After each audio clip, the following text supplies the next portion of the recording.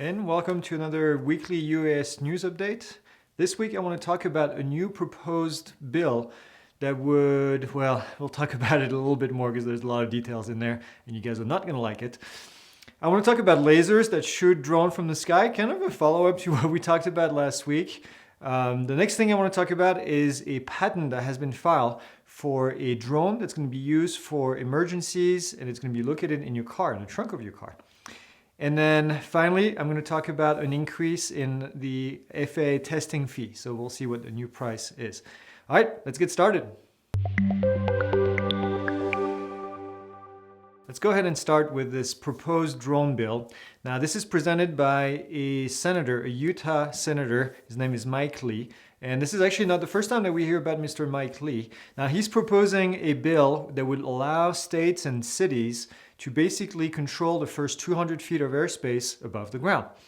Now, the idea is not new, like I said. He actually tried to do this back in 2017, was shut down pretty quickly. And then the ULC also, we've talked about the ULC in this channel in the past, in 2018 tried to do the same thing. They were convinced by a group of professionals, drone professionals, to not do it and then move away from it. So he's back at it.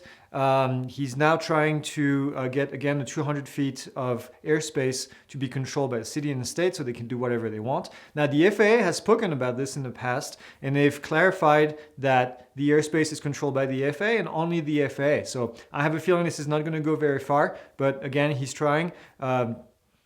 Not a big fan of politicians myself, so if you live in Utah and you have access to the senator, Mr. Mike Lee, please let him know what you feel, how you feel about this bill, and let your vote count. Now, this is actually something that's not new. This is a video that was actually shared with me. I was on the phone call, a weekly phone call that I do with the West Texas drone workshop, and they always have really cool people coming into this call, and somebody shared a video of Raytheon that has a laser technology that is able to disable drones from a distance, from actually a pretty far distance. Now, I tried to find the exact distance, and it's not posted on their website, but you can find the information down here. But what you can see is, you can see on the video that the drones are being targeted, and it actually looks like a pretty far zoom. And the person that was talking about the video said that they were involved in testing this with Raytheon, and that they could actually see a lot of detail on the drone and find out if it's something that was dangerous and then disable it from a distance. What it looks like they're doing is they're shooting the laser at the motors, and the motors are shutting down and the drone falls off the sky. Now, same conversation we had last week. Is this something that we want to have in place in areas where this could be create a lot of damage on the ground? I know some of you have made comments about this and have expressed concern. So let me know what you think about this technology. You can see the video going on in the background right here of what it does. And just find it very interesting, all these new technology designed to disable drone. Now, this is not really something new per se. This has been going on for several years now. So let me know what you think. Something pretty cool that I saw in the news this week was Ford that filed a patent for a drone that would be in the back of your car, in the trunk of your car, and that could deploy in case of an emergency. Now, the drone would launch from the trunk and then provide emergency services for your car. So, for example, help first responder find your car in case you're in a ditch somewhere and it's hard to find. Could provide GPS information. It could shine a light on your car to either help you get out of it, help you figure out where you are, or also help first responder find the car in case of an issue. And also said that there would be a siren on it that would attract attention and let people know that you're in trouble. So I don't like reporting about this, but in the last week or so, I have several of my students that have reported that the new fee that they're getting charged for the FAA test is $160 instead of the previous $150. Now, I've seen some places that would charge $165. Now, you have to know that this fee does actually not go to the FAA. A lot of people think it goes to the FAA. It doesn't. The FAA actually does not get $1 from this fee. The fee goes to the FAA Testing Center that provides the testing, which are flight school, FBOs all across the country. Usually half of it goes to them, and then the other half goes to the test provider, which is, in this case, CATS Test. Now, the downside at this point is that CATS purchased PSI, which was the only other competitor in the field, and now they have a monopoly. And at this stage, it's not really surprising that we see the price going up to 160, and I'm sure we can expect to see some more increases over the years, unfortunately. With no competition in sight, they have no incentive to drop the price. You know how that works.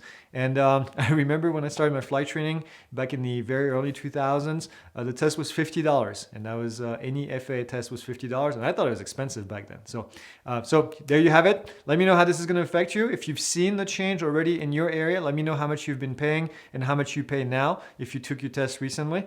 And just leave it in the comments. Now I want to end this with two different pieces of news. Not really news, but just events that are going on and then something else.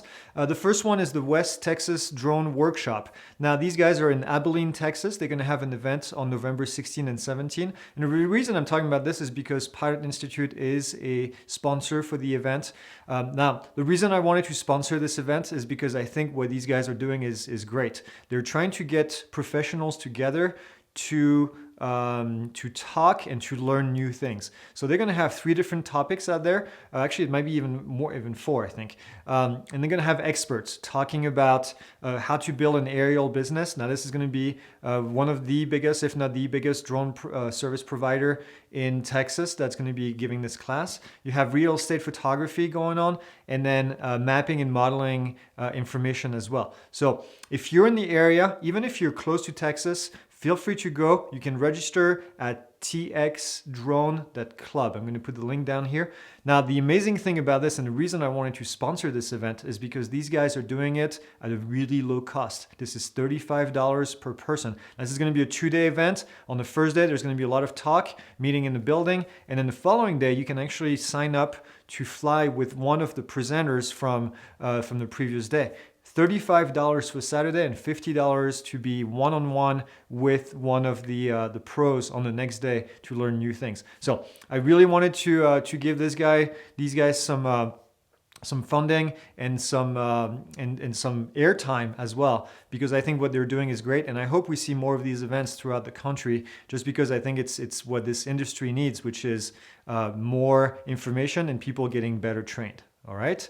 Now, the last thing that I want to mention is that I started recording a podcast. Now, there's not going to be necessarily a whole lot of episodes with these, but I want to target, I want to talk to people that are making a change in this industry. And my first interviewee is Mark Taylor. Mark is a gentleman that I know here in Arizona, but Mark is not anybody. Mark is in charge of and the founder of the biggest drone service company in Arizona. Now he has contracts all over the western part of the country, and does an amazing job at video production and videos and other services. So I interviewed him. It lasted almost an hour. We just chatted about how he started, what he started from, how he built the business to what it is today, how many employees he has, what kind of drone he uses, and then some tips that he's giving to people about how to start their business and things that they should avoid and things that they should really be concentrating on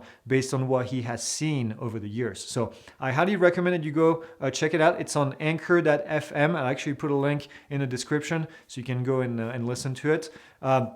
Tell me what you think. Tell me what you think of this new format. I think this was a great conversation with Mark. Mark is quite the character. I love the way that he explains things and goes over the details of what happened to him. He always a great way to tell stories. So I invite you to go watch this and let me know what you think. So with that being said, this is it. As always, like the video, leave a comment, subscribe to the channel if you haven't already. And this is pretty much all I have this week. So I'll see you guys next weekend.